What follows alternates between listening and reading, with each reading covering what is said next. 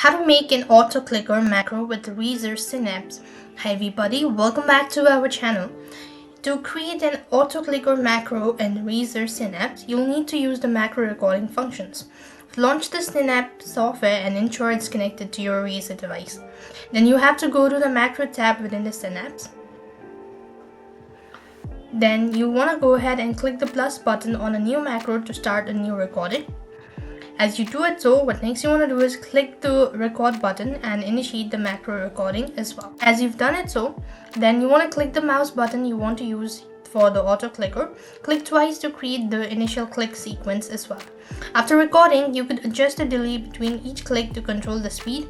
For rapid fire, set the display to very short time, that is 0.001 second. For AFK, you can set the delay to a longer durations. Once the macro is created and adjusted, save it with a name. You could then assign the macro to a button on the Razer device. This is how it's done, or this is the way you could make an auto clicker macro with Razer Synapse. I hope the video was helpful. Make sure to like, share and subscribe. Thank you for watching. See you in the next video.